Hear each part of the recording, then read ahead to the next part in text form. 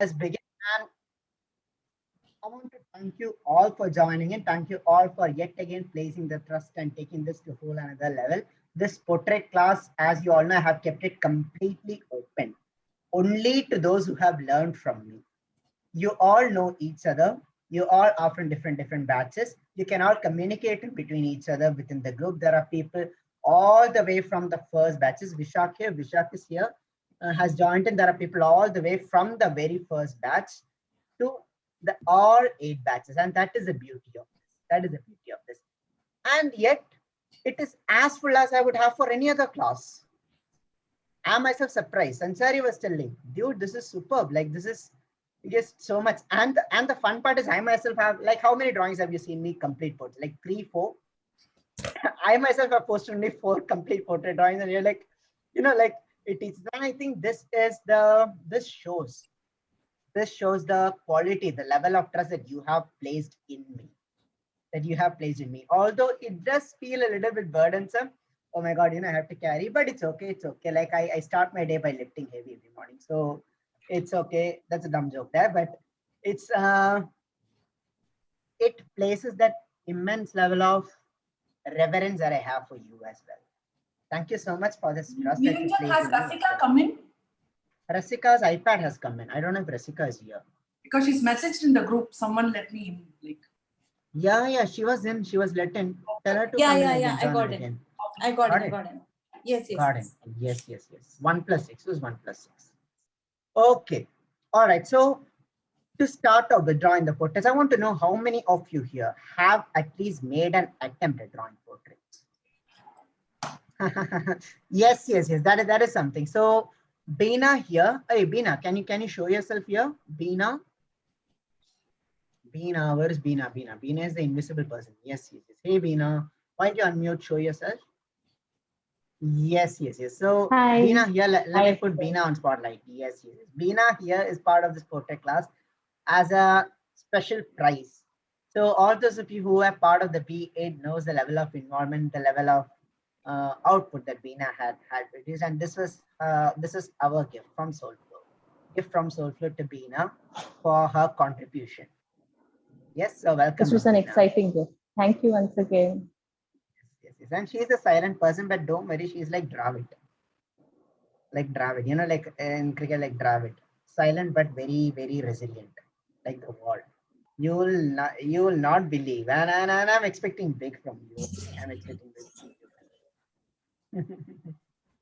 Okay.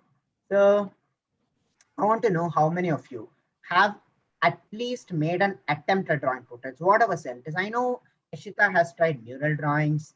Tanvi has tried some portraits, I'm sure. Vijita, I do not know. Rasika, I do not know. But there are people like Deepak who have drawn full-fledged portraits. Akansha has drawn portraits in the past. How many of you had at least made an attempt at drawing portraits? Even if it's a failed attempt, it's okay. Have attempted but unsuccessful. Success and success. Niranjan has drawn many portraits.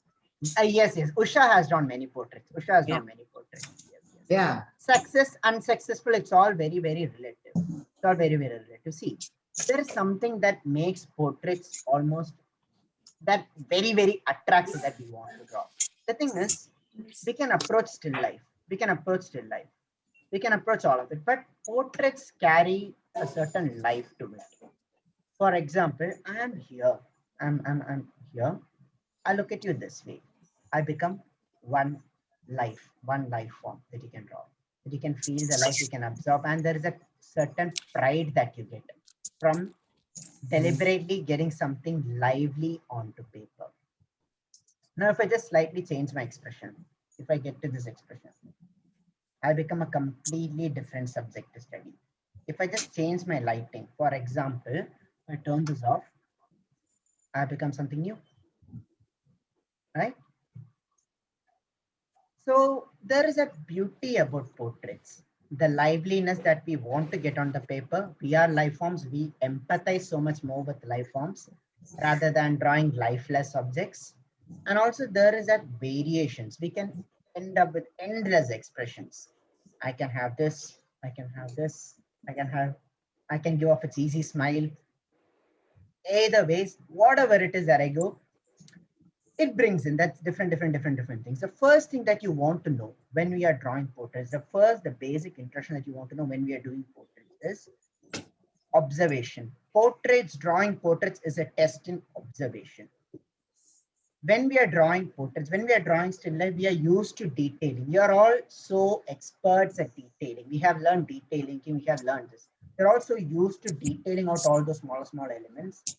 Okay, so this has happened to me in the past.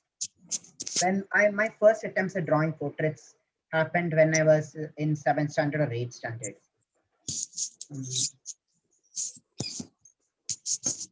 My first attempt at drawing portraits happened when I was in 7th standard or 8th standard. So what happened is that it was a portrait of, can anyone guess? Hrithik Roshan. Okay, so it was on the cover of Filmfare magazine 2008, and I was very proud of the fact that Hrithik Roshan won Filmfare Best Actor Award. So, and I wanted to draw it. I tried drawing it. I spent 2 hours on one night, 3 hours on the next time. I'm not joking, I actually did that. By the end, I realized one eye looks good. The next eye, guys, can you please everyone keep yourself on mute? I would love for you all to communicate, but then I keep hearing these noises and that's very, very distracting. Everyone, yes. So there is that. I saw by the end, I found the strange phenomena that the left eye looked like another person, the right eye looked like another person. Individually, if you look, it looked good. But together, it didn't make sense. The lip looked like another person, the nose looked like another person. Nevertheless, I gave it another attempt, and that drawing. Second time, I got it much better. That gave me this very, very important lesson. When you're drawing portraits, it is that exercise in understanding the relation of the parts to the whole. Exercise in relation of the parts to the whole. It's not just about individualizing on those, detailing on those parts. We will learn how to detail out. Each week we are going to have defined for a lot of the features. But more than that, what you need to focus on is capturing the essence of the portrait. This is very, very important. When you're drawing portraits, you need to look for first, some of the things that we're going to learn is, first we're going to learn the structure. What is underneath? We take an inside-in approach. You know, in Soulflow, we believe in going deep. There's no scratching on this. We believe in going deep. So we are literally going to go deep. We're going to start from the skeletal structure, our bones, why our face is the way it is. Okay, because it's not just the expressions, the bones, these defines how the features are formed. We will learn the muscle structure. That is what we're going to be focusing on in this session. Then we will learn the anatomy. We will learn the parts, the relation of each of the parts. After which we focus on the individual parts. Okay. Some of the first thing that you need to know when you're looking at the portrait, when you're observing the portraits is observe what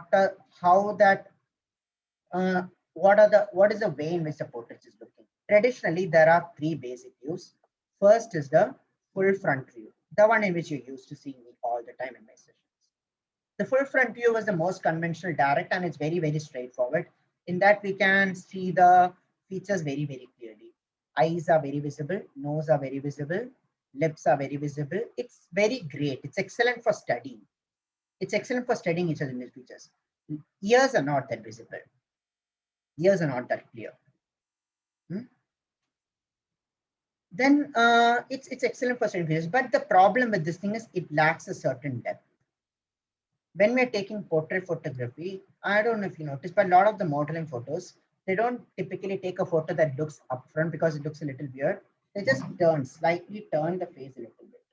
If you notice, this carries more depth. I can really see the face as a 3D object rather than a flat paper that's in front of me. This is the 3/4 view. 3/4 view. You turn like this, you turn like this. Then there is a 3/4 looking up. There is a 3/4 looking down. This 3/4 view wasn't that popular. It was basically because it was hard. It was hard to combine, it was hard to get. Here, once people realized the relation between the parts, the full front view became the most natural thing to draw. Natural thing. It came very naturally to people. 3/4 view became a little more difficult. It wasn't until the Da Vinci perfected the Mona Lisa that the 3/4 view didn't become popular. Mona Lisa was very famous for several reasons. One part is that it was one of the first portraits that was drawn in perfect 3/4 view. So that's something new. That's something new of a art history. Before that, there was the front view, and then there was this. If you look at a lot of the medieval portraits that were written in the 12th, 13th century, they had either the front or the side view. The side view is another important view, and that helps you clearly define the nose, the eyes, and the ears. Like the ears, when you want to show, that is the best. You can show all of these. When we are learning portraits, there are numerous views. Like I said, there is a 3/4 looking, 3/4 looking down, and then you can try drawing the face in different location. Like imagine this is the full front, little bit turn, little bit turn, little bit turn, little bit turn, little bit turn, little bit turn. I can turn it at what say 90 degrees. There are 90 different variations that I can draw like this. Crazy, going from here to here.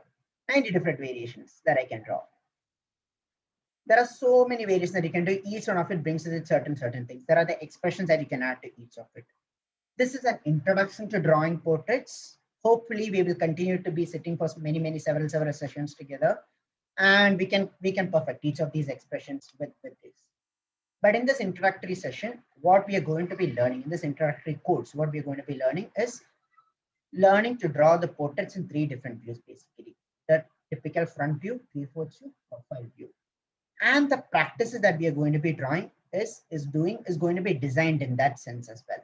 You're going to have to do, or you will alongside, you're not going to place too much importance on either one of them, 1, 2, or 3. You're going to do all 3. Every exercise that I share, if you get time, let's say I teach you how to draw eyes, let's say eyes, you learn how to draw eyes. You're short on time. You're short on time to practice. What I want you to practice is I want you to practice threes in sets of 3. First, second, and then third. Bus. Then the next round you're going to take. Same with the nose, regarding the nose. First, second, third. Each of the features. We will learn all the 3, and I want you to, it's only after you complete the 3 sets of 1, you're allowed to move on to the next. Is that clear? That's a rule that we are going to lay for now. Okay, when we are practicing, when you're submitting, of course, you can share in different things, different platforms. But this is a basic rule that we are not going to let go of. Practice in sets of 3. Otherwise, you'll be so attached to just drawing one, and that is going to be a huge limitation. Ultimately, I know you're taking this for several reasons. I mean, some of you want to draw your friends, some of you want to draw your relatives, some of you want to draw yourself, some of you want to overall just explore art, or just being able to draw whatever you want, and you don't want to limit yourself. Once you understand these 3 features, the rest becomes the rest are just derivatives of it. That's it. Regarding the sharing of work, I will tell you upfront, we are no longer going to use WhatsApp for sharing artworks. There are, due to several reasons. You all know that the work gets lost. Deepak has dropped out. He wants to be let in. Okay. Deepak, yeah. Tell him to join in again. Like message him to join in again. He'll be let in. So the what is it saying? Yeah, we are going to use a separate, more centralized way of sharing your artworks. Okay, so we will help you set that up. Until then, kindly wait. There's not going to be any much practice or anything for now. Like it's just things that you can do on your own. Okay, for this week, this is going to be very light-hearted week this week. So don't worry about that. The basic thing is the basic practice exercises. Kindly do not share in the WhatsApp group and ask for feedback. You can share, say, hey guys, I did this. How is this? It will be very general comments from everyone. But as for the feedbacks, it's going to be in a more centralized source, which we will help you set up. Yes, is that clear? Respond with yes if that is clear. Okay. Yes. All right, with that said, let's start with the first of what we are going to understand, which is we are going to learn about the, hey Deepak, kindly do not drop out just like that, okay? We are going to start with the bones, the bone structure. What is it that defines you?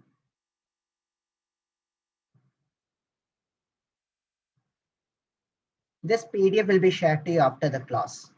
Okay, so let's see what makes you in the first place. So if you observe,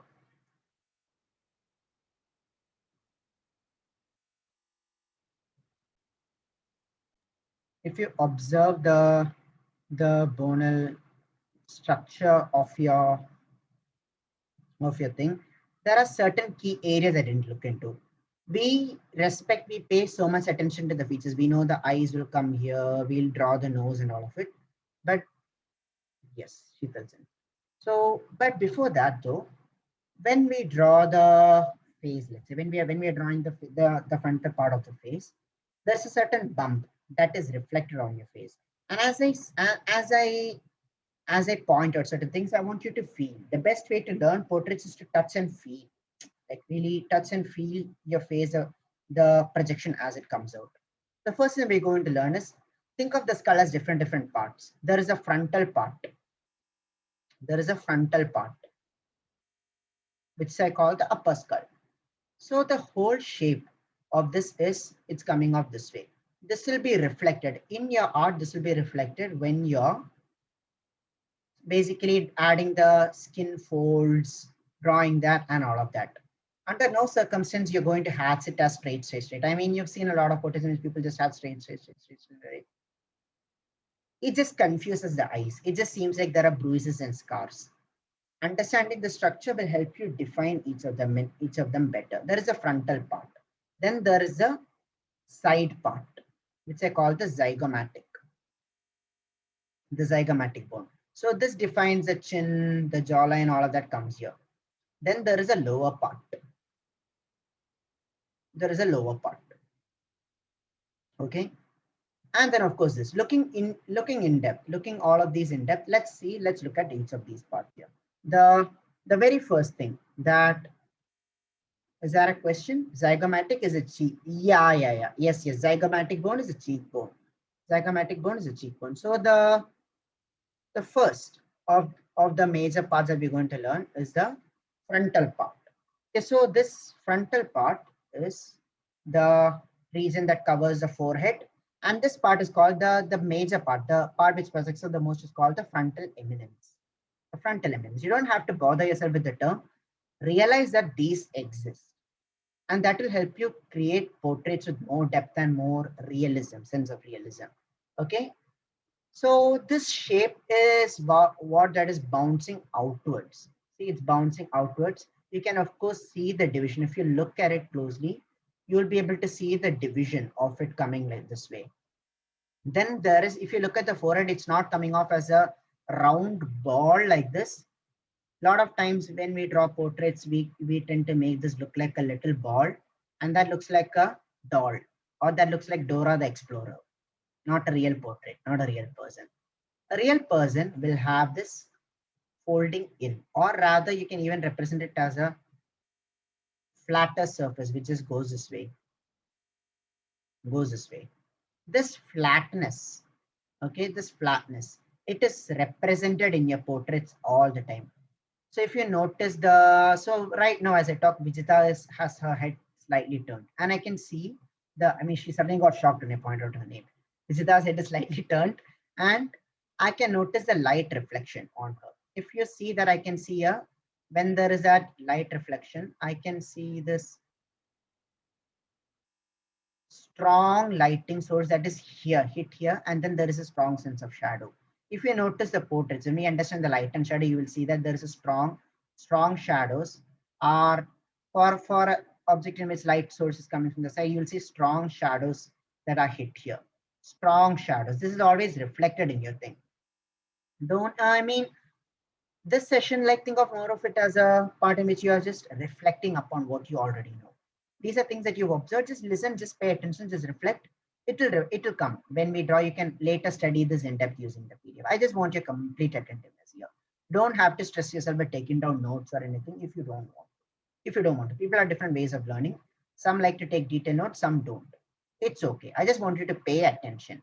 Pay attention and reflect upon what we are seeing. Okay, so same thing with Gayatri. I can see that there's a strong light source sitting from the right, and I can see a strong shadows that are formed. That is because of this temporal bone. So this, if you divide this, these can be seen as different planes. I will represent that with the blue. See, look at this. See this plane here? Here's one plane. Here's another plane. These planes are very important when you're drawing, when you're trying to understand the skull structure. Think of this as another plane. So this, the contouring in this will go this way, it will come this way, and then again it takes a sharp turn and it goes this way. See that? The opposite of it will come this way, and it will come. The curve shouldn't be too much. If the curve is too much, it kind of looks like a deformity.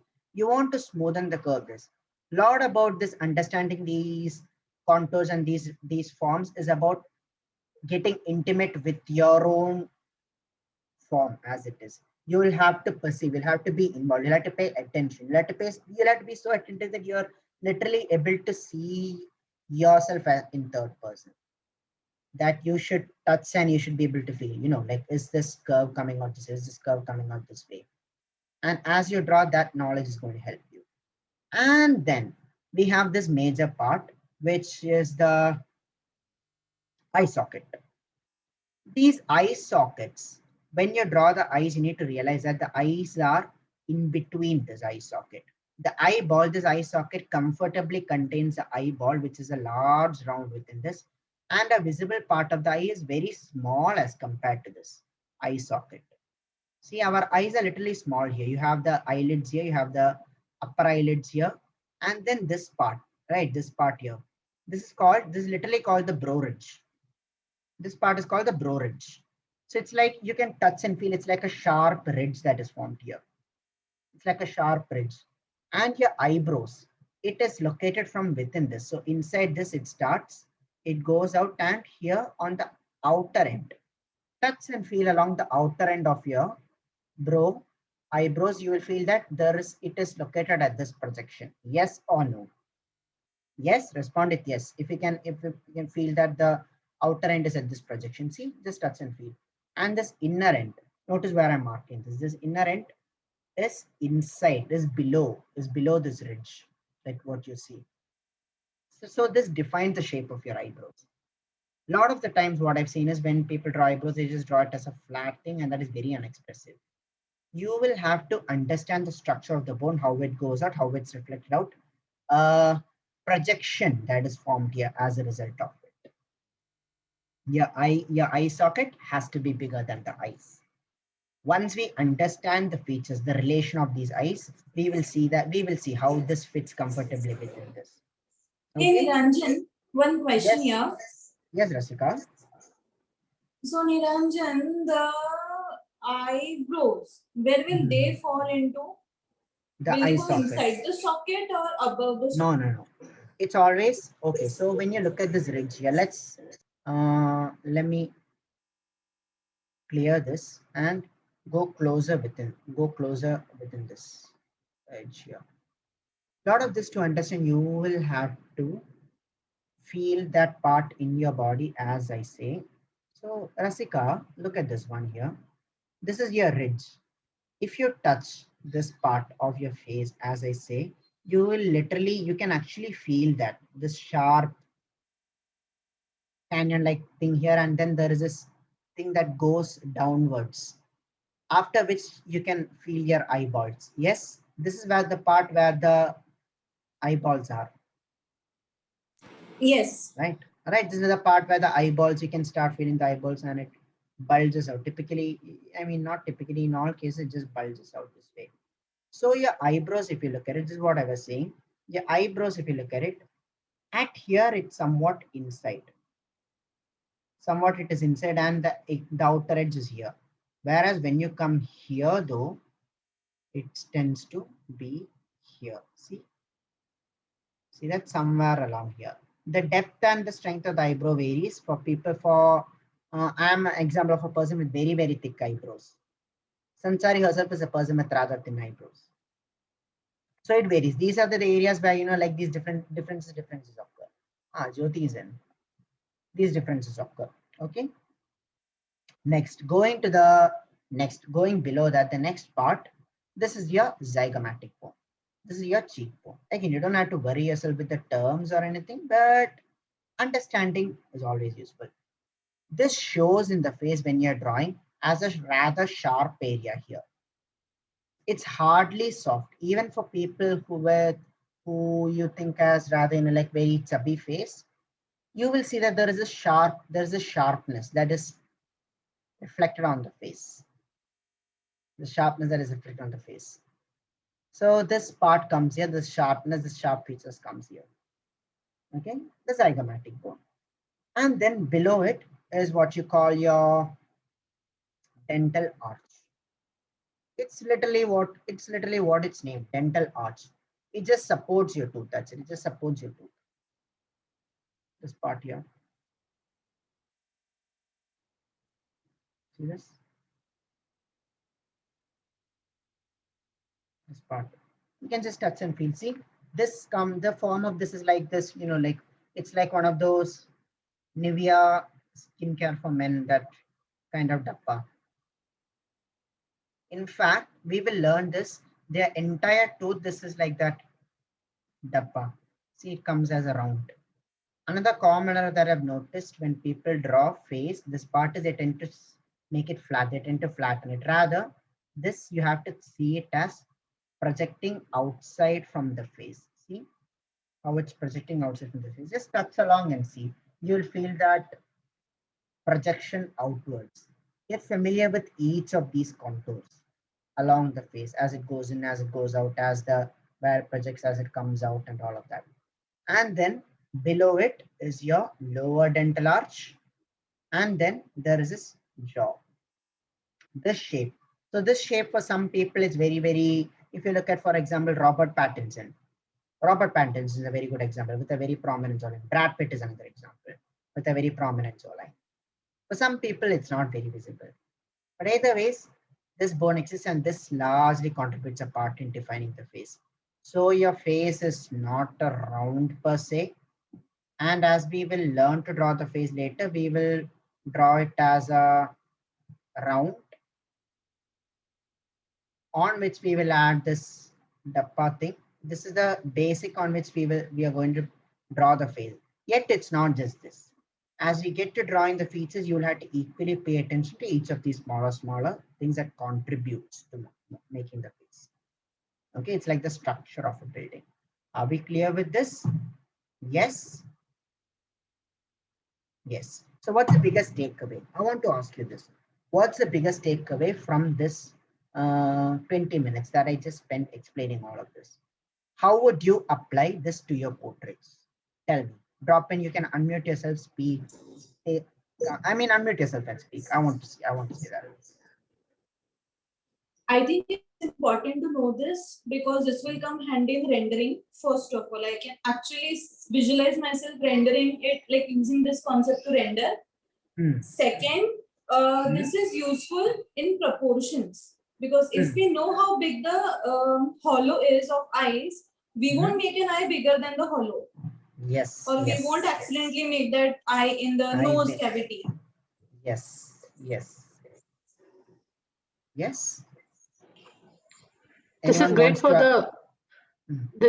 the base structure of the face, so that on that we'll build the nose, the eyes, the eyelashes, the brows, everything else, so that it doesn't fall flat like who explained. Yes.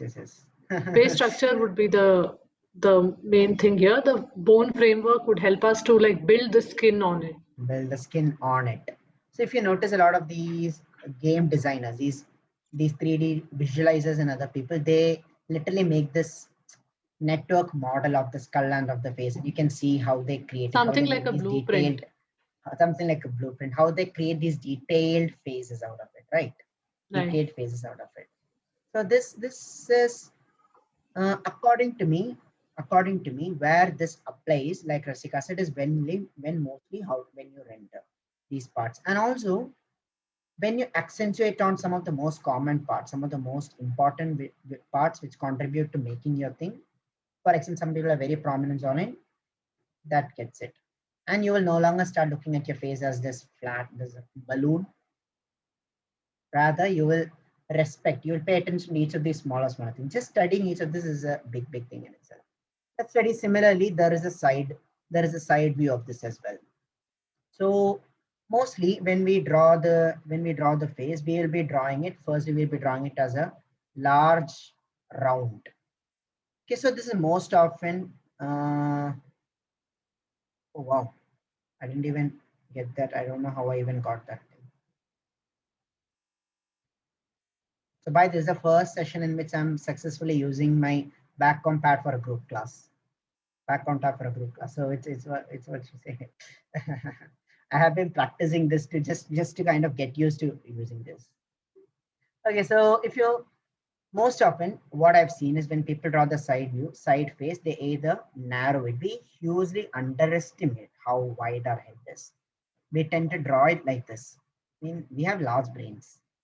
It's big, right? Large brains. At least we are supposed to have large brains. Although we use less than 10% of it, it's large. It's pretty large. So this comes as a full round, out of which there is a small part which there is a part which forms your brain sits comfortably within this. This part here, this temporal bone here, this is to support. Okay, the frontal part comes here, and then there is this division. There's literally a division here. You can see this flatness. When you're drawing, bald heads are excellent for studying portraits. When you're drawing portraits, I would recommend you start with bald basic faces, very generic faces. You can just get very generic faces. Start with that because the features are very visible, especially skinny people. Very, like you can take very shredded models who are shredded people who are these things. And that's a very great place to start with. You'll be able to visualize each of these contours. Look at this portion that's coming here. Look at this portion. See, you will be able to see each of them like this different structures that they form. And then this eyes that comes here. Notice the shape of this thing here. Do you notice the slight bump here? What you call the brow ridge. The brow ridge bumps up here. See, when you see this thing, this part acts like a step. This part acts like a step. Tick, tick, tick, tick, tick, tick, tick. See that? Then when you draw a face, you will no longer draw this like this. You will no longer draw it like this. You will respect each of these features as it comes. Even when we add skin on it, even when we add muscles, when we add nose on it, the cartilage tissue comes here. Yet these remain. These basics remain. You will notice that your mouth, it actually bumps out. It bumps out. You no longer draw it flat. This reminds us a little bit of baboons and chimpanzees, apes, our ancestors, and we kind of get offended when we see this bump here. But that is how we are. You will draw this. It's more prominent in some species than in others. When you're drawing, for example, when you're drawing a chimpanzee or orangutan, like I would recommend you try all of that. Try drawing them. You will notice how this bumps out more in them. Hold on, guys.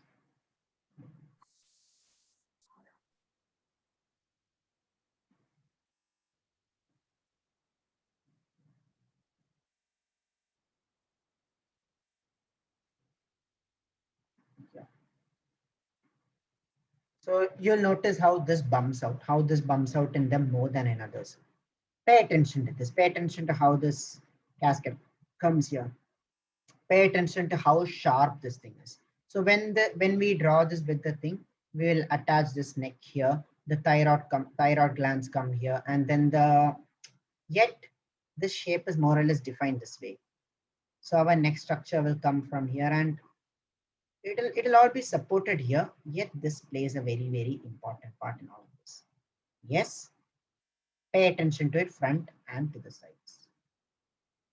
Now it's like a science class. I remember, like a lot of you, I can see a lot of you are yawning, and I wouldn't blame you. I mean, I yawned and I literally slept through biology classes. So let's play a small game to lighten up the mood here.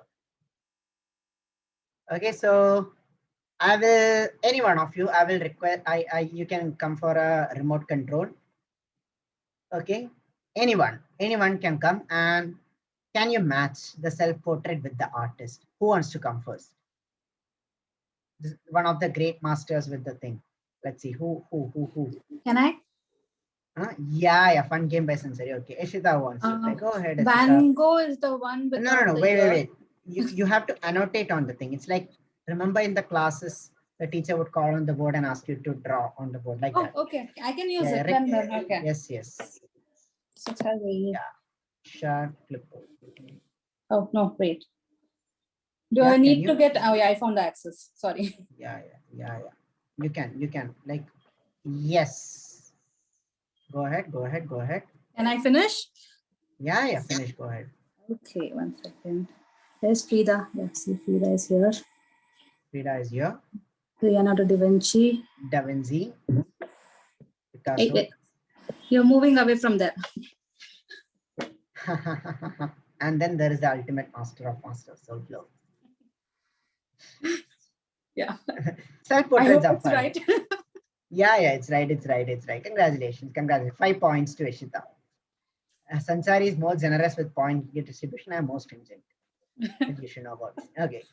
So this is going to be the first exercise that you're going to be doing as your practice. Okay. We're not done. We will look into the muscle folds as well. 20 points, Ishita. Okay. Then Sansari gives you 20 points. The first exercise that you're going to be doing after the session is you're going to go back and you're going to draw your self-portrait. You have to draw your self-portrait. Every one of you will have to draw your self-portrait. Share in the group. It doesn't matter how weird we look. The whole point behind this class is to learn portraits. At whatever stage you can. Don't give it too much time. Don't put too much emphasis on it. Think of it as what's the correct analogy that I can give? Have you seen a child draw? A little child draw? They just draw. Go back to that childhood. As adults, we tend to judge ourselves too much. I don't know, for whatever reasons. Our insecurities take over us. But then as children, we just do. And then like, we drew 3 stick figures. This is dad. It became dad.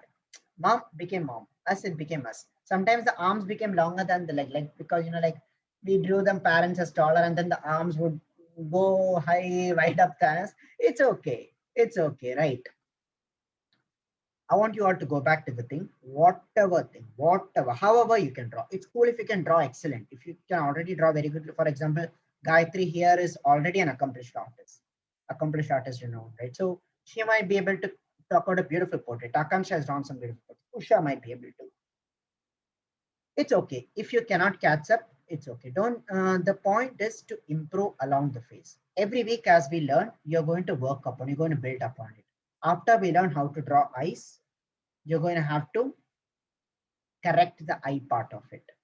After we learn to draw nose, along with drawing the 3 things, you're going to correct the nose part of it. Now, should I draw the front view, 3/4 view, profile view? Guys, don't cheat. Don't draw the profile view. That's very easy. Side profile view. I want you to either draw the front view or the 3/4 view. Your self-portrait exercise can be one. I would say just draw the front view. That is the best for learning the features. Draw the front view. Whatever. It doesn't matter if you get the proportions right. Oh, nothing matters. Just draw. Okay? Just draw. And it'll be fun to track your progress along the week. First week progress, second week progress. The next part, after the bone comes your muscle. So this has a lot of fancy names. I mean, even I do not know what these names are all. So it's okay. I mean, the names don't matter. What matters is after the bone, what forms are shaped. Trying to still figuring out how to use it. What? Okay, yeah. So after the bone, on top of the bone comes this muscle fold. Notice certain areas the muscle folds are very thin. It just sticks onto the thing. I remember back, I don't know if you notice, there is a scar on my forehead here. If you notice, there is a scar on my forehead. I'm going to share some gory details here. If it's going to be too much for you, trigger alert, warning, trigger alert, you can close your ears. But this is something that actually happened. I was 18 years old. Now I'm 25.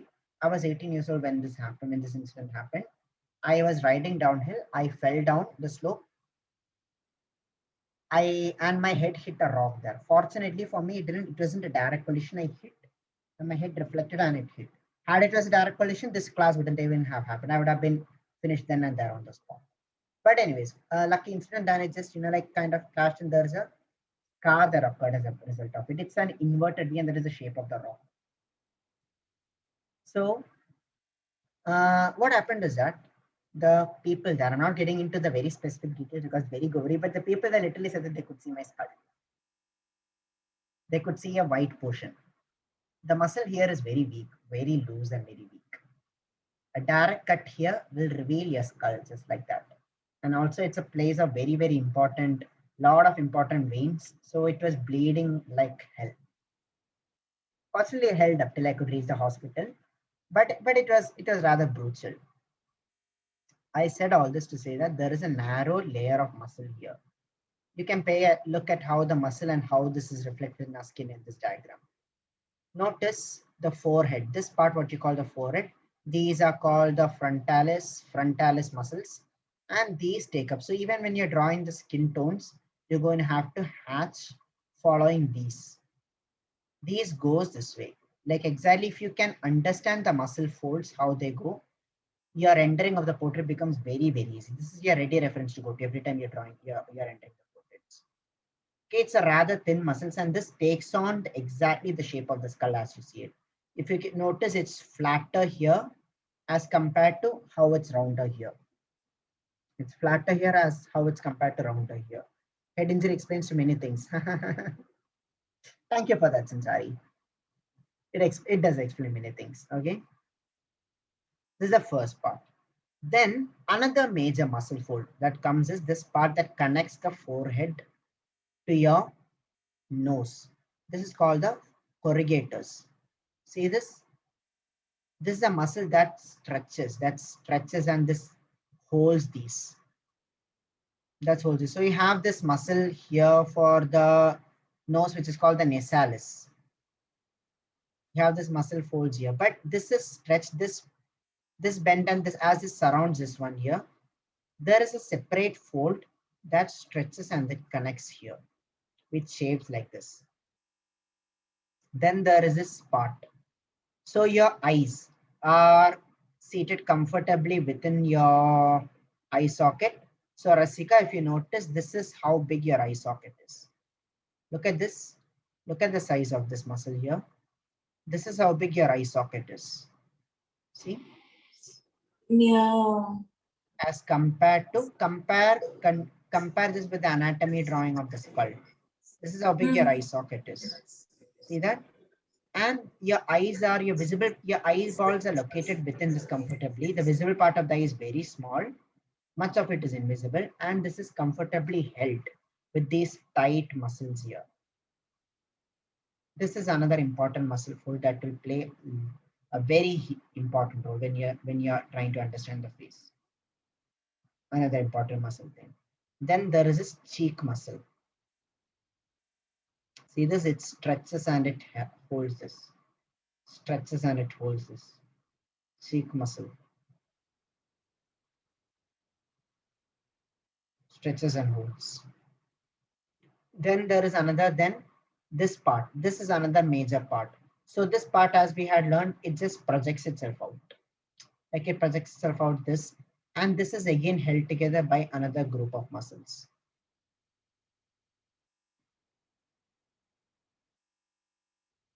Yes. You can touch and feel along. It's very hard for you to feel the bone, but it's very easy for you to touch and feel the muscle. In the muscles, it is stretched outwards here. This part again is stretched outwards. See this? So again, another reason that's stretched outwards. So this muscle here, it kind of pushes out the face, and we can literally see this. We can literally, that gives the face more definition than the bones. It doesn't make it very bony. But some of them really stick to the bones, and that needs to be well understood when we are drawing. Just as there is this thing for the front view for this, there is also the side view for this. It goes here. Similarly, you will see a lot of these.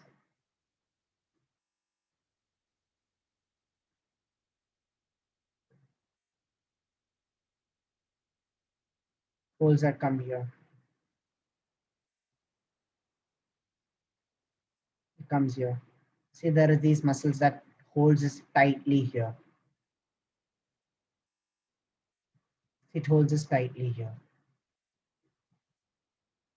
See this?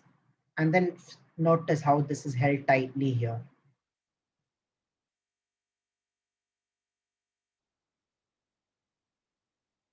See that? And then of course there are these neck muscles which goes. You need not concern yourself too much with these neck muscles, but at least understand these muscles that happen here. Then of course the ears and all of these comes. Don't bother yourself with the terms again. Just understand the existence of these muscles and how they contribute in the overall definition of the face.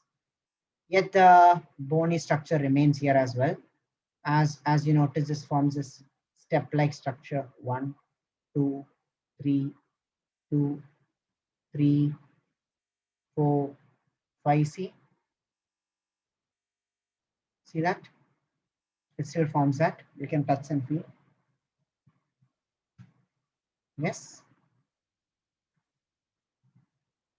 Yes, guys. So that's really about it for the first introductory session for today. Your practice exercises that you're going to do in order to really understand this lesson well are number one, you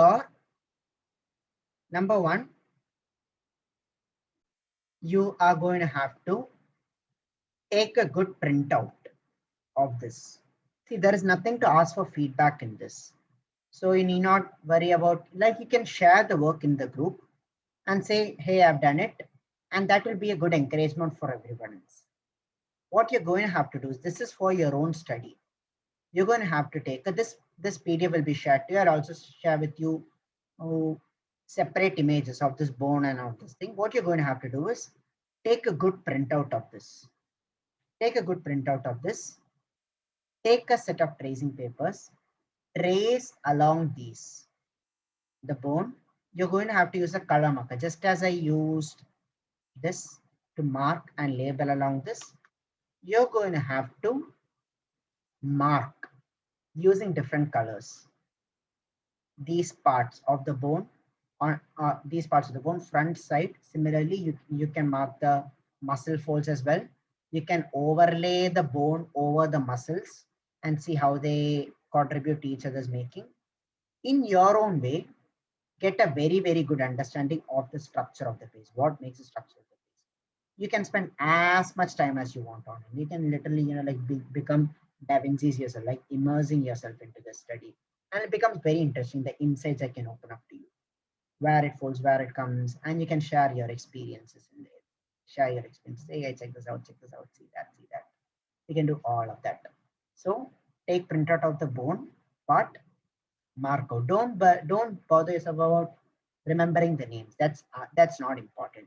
Just understand how these parts contribute. Now, when you look at a face, you'll be able to see it in much broader depth. When you see my face, for instance, you'll be able to see my face as a projection that's coming here, as this projection that's going in and out here, as this parts here. If you see in the movie Terminator, you will see Arnold scanning these parts. Think of them as blocks. Learn to block out these ones. In your own way, get your own understanding of the thing and think of ways that you're going to use it in your portrait drawing. Bone, muscle structure. And you're going to draw what? What is it? Complete. Comment in. What is the next thing that you're going to do after that? What is the next thing you're going to do after this? Self-portrait. Self-portrait. Don't be embarrassed about sharing in the group. Self-portrait. Okay? That's about it.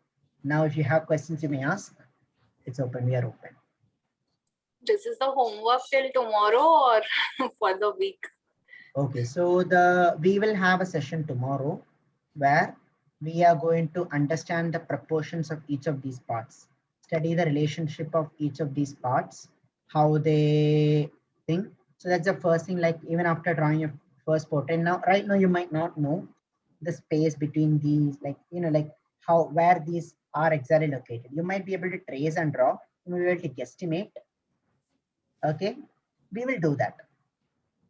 This self-portrait thing, do it as soon as possible, because that will give you that opportunity to first do it in complete unawareness, and then be aware of the proportions and then correct it. Understand? So do the self-portrait very fast. Do the self-portrait real quick. And then after that, every time you learn something, you can go back and you can reiterate it. Your self-portrait is your personal project that you keep reiterating, that you're putting your honest efforts into. You keep reiterating after every session, every session, every session, every session. Okay? One more question, Niranjan. The light and the dark color on the muscle picture, where you have the muscles, does that signify any thickness, or does it signify? Does it signify something? The light skin color and the reddish color.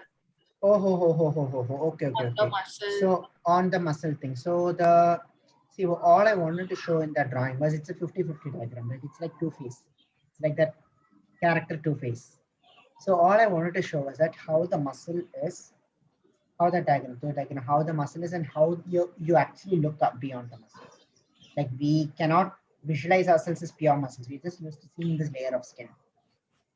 So you can see like 50-50, you'll be able to understand. You'll be able to understand how the muscles are, and because there's that skin tone in it, you'll be able to compare yourself with your real self, and you'll be able to understand how this and these things. Is it the muscle in the cartilages? That's why the color is different? Oh, that's a very good question. The muscle part of it you had shown, no? Okay. The pink and the skin color thing, the different colors given to it. I think it is the muscle and the cartilages both. I'm not too sure. Okay. Maybe. Hey, just hold on, Tanvi. Let we look. Hey, Sanchari, we'll take a group. Don't worry. Don't be in a hurry. We'll take a group. Okay. I'm putting myself on spotlight, and she's like, please remove your spotlight and try to take group. We'll do it. It is FAQ time. I want them to talk, not you. At the end, we will look into it. We will see. Regarding your question, I mean, see, why this is shown in different colors is, it is just to show your skin, and it is just to show. See, obviously, this is not a cartilage here. It's a muscle tissue. Here, it's a muscle tissue. Right. This is not a diagram that is made by me. It's a diagram that I took from the internet, firstly. And this artist just wanted to represent like where the muscle comes and how it contributes. So all the muscle groups are visible in this, and it's that way. Skin tissue, like it's drawn in such a manner. Even in the side thing, it is drawn in such a manner that you can see where the muscle, right? No chances at cartilage. So what you want us is to trace these figures. You want us to trace this in our practice. Yeah, see, you're going to trace not so much as to replicate it. You're going to trace to study it. Yeah. You're going to trace to understand the folds, the contours, and all of it as it comes. Yeah, but these pictures that you have shared, that is what. Yes. The PDF will be shared to you. Also, these raw images will be shared to you, and you can trace and you can study them. Don't trace so much. Don't trace again. I'll repeat. Don't trace to recreate it and say I've done it. Just trace to study, understand. You can use different colored markers, like whatever ways. Just go deep dive into it. If you've seen the deep dive series on my Instagram, how I mark, label, all of that. Literally deep dive into it and understand the face in depth with respect to the bones. Sanchari here has been trying to take a group picture for a long time. Why don't you all turn on your videos and let's do a group picture. Let's take a group picture. +6. Yes. They're all here. To be honest, all of them seem unhappier than the first part of it. People were so smiling when they came. Now they all look distressed, like they've been taught something. There's so much information getting in. What is it? What is the matter? You're all so scared already. I'm feeling very bad because we didn't draw. We didn't draw. I'm feeling very uneasy. It's okay. One hours about the whole course. It's okay. This is like a lecture in science, but that is the way it is. Doing it in pen is going to be a challenge. Yeah. Don't worry. Trust the process. I mean, we have weeks ahead, 6 weeks and then you're going to be like, Niranjan, I cannot draw. I cannot keep up. Please help me. Niranjan is going to keep chanting, trust the process the whole time. I'll just keep saying that, trust the process. That's it. That is your last and final answer. Deepak, Akanksha, when you'll turn on your videos, let's take a group peek.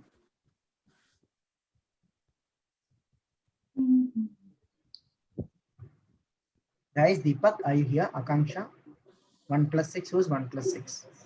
I'm trying to start video. My video is not working. I don't know why. My God. Well, how about Akanksha? I think Usha. Niranjan, well, that's me. 1 plus 6 is me. Usha, I think. It's okay. Yeah, it's okay. I'm outside. I'm outside. Ah. I'm just listening to you people. That's why I didn't switch on the video. It's okay. It's okay. Sorry, Niranjan. Right. Anyways, guys. Of so many, by the end of this course, you'll be able to make a whole portrait. Just imagine, this is the start of a journey. Yeah. And I will tracking your progress and especially your self-portrait. So please ensure you do all these tasks. Beena, I'm vouching for you. Win this one also. Yes. Painting will have reward systems, points, everything. Don't worry. That's about it, guys. I mean, if you have, you can still stay and ask questions, or that's about it. We'll meet again tomorrow, same time, 4 p.m. We will meet again. Okay, and don't worry, Rasika, we are going to make sketches tomorrow. Yeah, I'm looking forward to it. Yeah, fingers crossed. Niranjan, tomorrow the class is at 4:30? 4 p.m. Okay. Saturday, Sunday, 4 p.m. Done. I thought it was in the Tuesday, morning Saturday, at 10:30 like the previous batch, and I was like, oh God, I'm going to miss half of it. No. Okay. Thank you. Can you suggest any pens which would work good on tracing papers if they're colored pens, or colored markers would do? I just use the same fine liner Micron pens. Micron fine liner pens. It depends on the tracing paper. When we are talking about tracing papers, what I talk about is the gateway sheet. What we call as you can use butter papers or what we call the gateway sheets. So I don't want you to use these transparent leaf files. Neither vellum sheets. Yeah, vellum sheets. Yeah, something like that. That's about it. I mean, Niranjan, out of curiosity, will we be using that traced out sheet anywhere? Yes, in the sessions we are going to do. We are going to, like, in certain sessions, I will ask you to come with the traced papers, and we are going to depend on the tracing. Okay. This Tuesday is going to be one session where we are going to use tracing papers. We are going to use it. Okay. And also, this will be, I will share with you, I will share with you more as we go. Niranjan, one more question. Like you said, each part we are going to learn and then build upon. So should we use a big A4 hot press paper kind of thing? So are we going to work on the same paper each week? Yeah. No. Okay. It's going to be traced. So what you're going to do is you're going to work layer upon layer, right? So the first drawing that you're going to be drawing, you can draw it in a large A4 paper. Don't limit it to A4. That's a very good question. Draw it on a large A4 paper. After that, every week as we progress, you're going to have to trace along it. Right? You're going to have to trace that part of the thing. Let's say, for example, we learned how to draw nose better, and you want to better redefine the nose. So on the next session and on the session after that, you can just trace that. You can you don't have to recreate everything. Since you're all learning, every time you recreate it might create a new complaint in your attention. Let's say you got the eyes previously. You can just trace over it. The nose part alone, you'll correct it. So it's like you're building layer by layer upon layer upon layer upon layer. Understand that? Understand the concept? So whatever we start with from the beginning, we keep on tracing it so that we can layer it on every progress we make. Yes, exactly. And check where we have gone, where we have gone wrong, or what progress we have made. You don't have to recreate everything. You don't have to reinvent the wheel. Just keep tracing. And like that, just keep progressing. You can make different iterations. If you're completely unhappy with what you've drawn, you already have a base which you've done. So just keep developing over it. I mean, just jump into the exercise right away. Just jump into the exercise right away. Yeah. If this had been a live classroom, I would have told you, oh, we have classes from 4 to 6. So there's 1.5 hours. Just sit in the classroom and practice. Give these practice exercises. Right. Yeah. There's some pens I think Dipali uses because she had put the portrait progress she had made beginning May. So she had used some pink fluorescent pens. So I was looking, those are it looked really nice. Those are colored highlighter. Those are colored markers. You can use highlighter pens or markers. So okay. Because I annotated on Zoom with different markers, you can use these different colored markers. You can use sketch pens by markers. You can use sketch pens. You can anything. What Deepali used were different colored highlighter pens.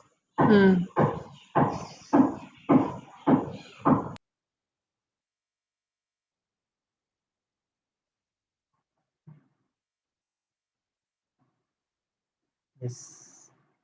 See you all, Vijita. See you tomorrow evening, Niranjan. Good evening, Absolutely. everyone. Bye. See you. Looking forward to seeing you all. Bye. Bye. Up here with the practice exercise. Okay, that's the first thing I'm going to ask you. Up here with the practice exercises. Draw your self-portrait. I want to see the group crowded with self-portrait.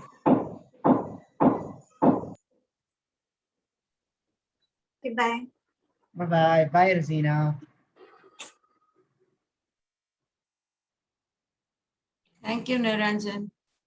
Bye, Mala.